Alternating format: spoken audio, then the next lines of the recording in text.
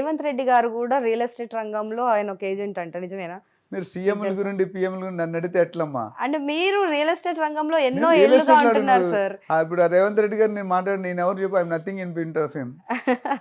లేదు అంటే like you know the people who is involved in real estate, అంటే కొంచెం ప్రముఖమైన వ్యక్తులు మీకు తెలిసే ఉంటారు. సో వాళ్ళు ఎన్నేళ్లుగా చేస్తారు, ఎలాంటి లాభాలు పొందారు అనేది మీరు అంచనా వేయగలుగుతారు. ఇప్పుడు రేవంత్ రెడ్డి గారి దగ్గరకు వచ్చే ముందు వారన్ బుఫెట్ అని ఉన్నాడు, Walmart chairman, Barack Obama, Donald Trump, ఈ పెద్ద పెద్ద పేర్లు, వాళ్ళు కూడా రియల్ ఎస్టేట్ ఏజెంట్గా వచ్చి తర్వాత పిఎం ప్రెసిడెంట్ అయ్యారు.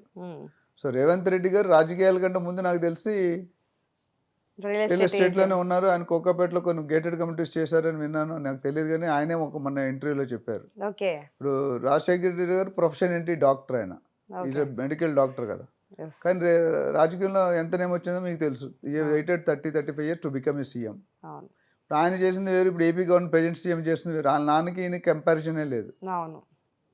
So you should be a people leader, you should be available to the public. ఇప్పుడు లేటెస్ట్ ప్రజాభవన్ అనేది అండ్ ఏంటంటే ఇప్పుడు ప్రతిపక్షంలో ఒక ప్రముఖ ఆరోపణ లేకపోతే ఒక కొన్ని గుసగుసలు వినిపిస్తున్నాయి. ఏంటంటే ఇప్పుడు రియల్ ఎస్టేట్ రంగం గురించి తెలుసు, రియల్ ఎస్టేట్ బిజినెసే అయినది రియల్ ఎస్టేట్ బిజినెస్. అంటే ప్రభుత్వంలో ఎవరైతే అధికారంలో ఉంటారో వాళ్ళు ఫస్ట్గా ఎదుర్కొనే ఆరోపణ వాళ్ళు అక్కడ భూములు కబ్జా చేశారు, లేకపోతే ఇక్కడ భూములు తీసుకున్నారు, ప్రభుత్వ భూములు రాయించేసుకున్నారు. సో ఇలాంటి కొన్ని ఆరోపణలు ప్రతి గవర్నమెంట్లో ప్రతి ఒక్క ప్రజాప్రతినిధి ఎదుర్కొనేవే. సో ఈసారి రేవంత్ రెడ్డి గారి పైన ఎందుకు ఇంతగా ఇంట్రెస్ట్ ఉంది అని అంటే ఆయన ఆల్రెడీ ఒక రియల్ ఎస్టేట్ ఏజెంట్ కాబట్టి, సో ఈ రియల్ ఎస్టేట్ ఆయన వచ్చి బిజినెస్ చేసేసుకుంటారు, ఆయన అధికారం ఆయన చేతుల్లో ఉంటుంది. సో ఆయన ఇష్టం వచ్చినట్టు భూములు తీసేసుకుంటారు, లేకపోతే బినామీల పేర్ల పైన రాస్తారు అనేది పెద్ద గుసగుస ఒక చర్చలా నడుస్తూ ఉంది ప్రతిపక్షాల్లో. సో దానిపైన మీరేమంటారు? ఇది మీ పాయింట్తో నేను 100% ఏకీభవించానండి. ఎందుకంటే చంద్రబాబు నాయుడు గవర్నమెంట్ ఉన్నప్పుడు రేట్లు పెరిగాయి, తర్వాత గవర్నమెంట్ రేట్లు పెరిగాయి, కాంగ్రెస్ ఉన్నప్పుడు రేట్లు పెరిగాయి, బీఆర్ఎస్ ఉన్నప్పుడు రేట్లు, ఎక్కడ కూడా రేట్లు తగ్గే దాఖలా లేదు. సో పబ్లిక్ అనుకుంటారు. మన రేవంత్ రెడ్డి గారు రీసెంట్గా లాస్ట్ వీక్ ఒక సీఎం అవగానే ఇంటర్వ్యూ పెట్టారు. ఏంటంటే రియల్ ఎస్టేట్ గురించి చెప్పండి. ఆయన ఏమన్నా అంటే రియల్ ఎస్టేట్ ఒక ఏరియా కాదు, ఒక వెస్ట్ జోన్ అన్న సౌత్ జోన్ అన్న కాదు, తెలంగాణలో అన్ని రాష్ట్రాలని ఈక్వల్గా డెవలప్ చేయడానికి నా ప్రయత్నం ఉంటుంది అని చెప్పారు. So is very clear in ఈ స్టేట్మెంట్. సో ఆయనకి ఆల్రెడీ అవగాహన ఉంది, ఒక ప్లాన్ ఉంది, ఒక స్ట్రక్చర్ ఉంది.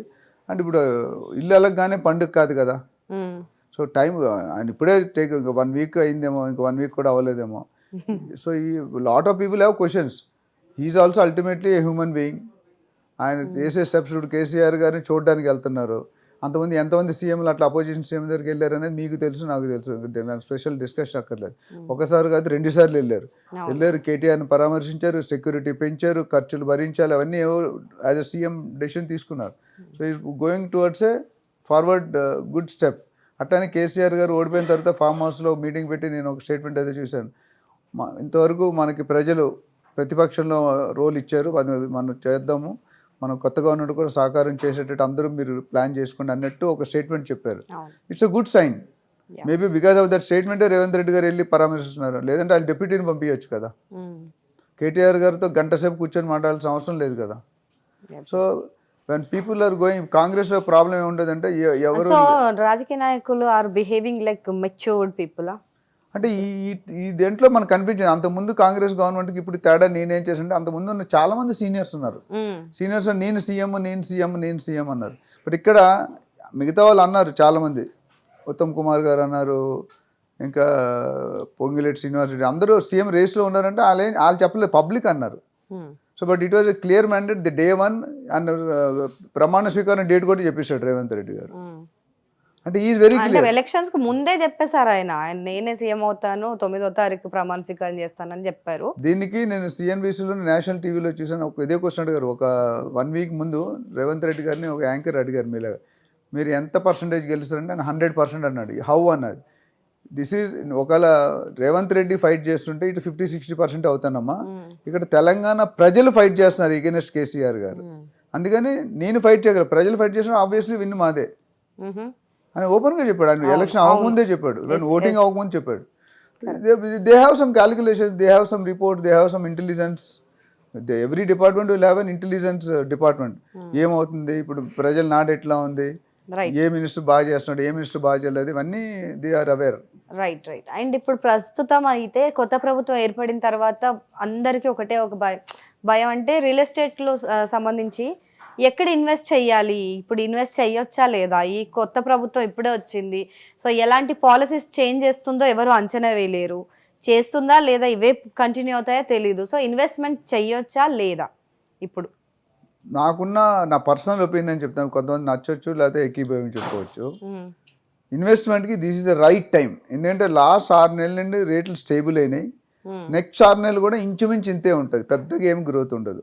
Today it is buyers market, అంటే బయర్ కొనుక్కునడానికి మంచి అవకాశం. ఓకే, ఇంకొక 6 నెలలు ఒకసారి ఈ గవర్నమెంట్ 1 ఇయర్ తర్వాత స్టేబుల్ అయిందంటే బీఆర్ఎస్ గవర్నమెంట్లో రేట్ అట్టేవారు ఇక్కడ కూడా అట్లానే పెరుగుతాయి. ఇప్పుడు ఏంటంటే వెయిట్ అండ్ వాచ్ ఉన్నారు. సెల్లర్స్కి మంచి టైం కాదు, రేట్ రాదు. సెల్లర్కి ఫ్యాన్సీ రేట్ రాదు, బయ్యర్కి మంచి రేట్ వస్తుంది. ఓకే, సో డబ్బులు ఉంటే ఇన్వెస్ట్ చేసుకోవడం, పీస్ ఆఫ్ ల్యాండ్ మీద ఇన్వెస్ట్ చేసుకుంటే ఎవ్వడు పాడవలేదు మార్కెట్లో. ఈ భూమి మీద డెఫినెట్గా it is a fact. And నేనైతే మీ సేవింగ్స్లో ఏదైతే చాలామంది 1 లక్ష రూపాయలు శాలరీ వస్తే 50,000 ఖర్చు అయినా 50,000-40,000 సేవ్ చేసుకుంటారు. ఆ సేవింగ్లో కూడా don't keep your saving in all ఒక ఫీల్డ్లో కాదు. బట్ నేనేం చేసింటే 80% రియల్ ఎస్టేట్లోనే పెట్టాను, మిగతా 5% గోల్డ్, 5% అది పెట్టాను. సో పెట్టినప్పుడు నాకు ఆ చేంజెస్ కనిపించి, ఆ రిటర్న్స్ కనిపించినాయి. సో దాని మీద వచ్చిన మనీతో ఇన్వెస్ట్ చేసి ఇంకో దగ్గర పెట్టాం, దాని మీద వచ్చిన రిటర్న్స్ ఇంకో దగ్గర పెట్టాం. సో ఈ గ్రోత్ అనేది లొకేషన్ అనేది, లేకపోతే గ్రోత్ అనేది ఎట్లా ఉంటుంది అంటే, ఇప్పుడు ఏ లొకేషన్ కొనుక్కోవాలి, ఎక్కడ కొనుక్కోవాలి, ఎంత కొనుక్కుంటే investors are safe. As of now one statement I can make it, this is the right time to buy. ఒకటి, ఎంత ఇన్వెస్ట్మెంట్ పెట్టినా. రెండోది ఏ లొకేషన్లో అని అడిగారు. ఏ లొకేషన్ అనేది అన్ని ఇప్పుడు గవర్నమెంట్ గారు తెలంగాణ అన్ని ఏరియా చేసి ఏ ఏరియానే పర్లేదు. కానీ ఇక్కడ ఏంటంటే వెస్ట్ జోన్ బాగా హైప్ అయిపోయింది. లాస్ట్ 5-10 ఇయర్స్లో వెస్ట్ జోన్ పెరిగినంత ఏ జోను పెరగలేదు. వెస్ట్ జోన్ అంటే మీకు గచ్చిబౌలి, తెల్లాపూర్, ఫైనాన్షియల్ డిస్ట్రిక్ట్, కొల్లూరు, గండిపేట్ ఇవన్నీ కూడా వస్తాయి. సో తర్వాత ఇప్పుడు ఏమైందంటే, ఇప్పుడు ఆ ఏరియాలో వెస్ట్ జోన్లో ఏమైందంటే 50, 60, 70,000కి వెళ్ళిపోయింది పర్ స్క్వేర్ యార్డ్ రేటు. ఇప్పుడు నార్మల్ పీపుల్ 25 లక్షలు 30 లక్షలు ఉన్నట్టు అఫోర్డ్ చేయలేరు. So they will have to move distance from the city. అప్పుడు దానికి వచ్చిన సెకండ్ రేస్లో ఉన్నది శ్రీశైలం హైవే, తుక్కుగూడ నుండి ముందుకి ఫార్మాసిటీ ఎక్కడైతే ఉందో ఆదిబట్ల, ముచ్చర్ల, కందుకూర్, కడతాల్, అమంగల్, మన్సాన్పల్లి ఇవన్నీ కూడా బాగా అట్రాక్ట్. అక్కడ కూడా కొద్ది రేట్లు ఎక్కువనే ఉన్నాయి. సో మీకు 10,000 లోపు కావాలంటే you have to go at least 70, 80, 100 kilometres. 10,000 లోపు అసలు దొరుకుతుంది. హెచ్ఎండి అయితే మినిమం స్టార్టింగ్ 30, 35 నుండి 50, 60 దాకా ఉంది. డిటీసీపీ 10,000 నుండి ఇప్పటికీ ఉన్నాయి. లో బడ్జెట్ ఉన్న వాళ్ళు నా దగ్గర చాలా మంది వస్తారు ఇన్వెస్ట్మెంట్ అడ్వైస్కి అపాయింట్మెంట్ తీసుకొని. మేము అదే ప్రతి మనిషికి, ఇప్పుడు ప్రతి అమ్మాయి పుట్టిందంటే ఆమె భర్త ఎక్కడో ఉంటాడు, ప్రతి అబ్బాయి పుట్టాడు ఆవిడ భార్య ఎక్కడో ఉంటుంది. అది ఎత్తుక్కోవడానికి టైం పడుతుంది. కొంతమంది ఇమీడియట్గా అవుతుంది, కొంతమందికి టైం పడుతుంది. It all depends on so many other multiple parameters. అది మన సబ్జెక్ట్ కాదు, ఎగ్జాంపుల్ చెప్తున్నా. సో ప్రతి ప్రాపర్టీకి వాస్తు ఉన్నా వాస్తు లేకపోయినా దాని బయ్యర్ అనేవాడు ఉంటాడు, సెల్లర్ అనేవాడు ఉంటాడు, పక్కా ఉంటారు. లేదా ఐడియల్ ఉండి ఇప్పుడు ఏ ప్రాపర్టీ ఇప్పుడు మనం కరోనా అన్నాం, ఏ రెస్టారెంట్ ఖాళీ, ఇప్పుడు బిజినెస్ జరగట్లేదు అన్నా, ఏ హోటల్ అయినా సినిమాలైనా ఖాళీగా ఉందా మీకు? You have to wait for half an hour. మరి జనాలకు డబ్బులు ఎక్కడి నుండి వస్తాయి?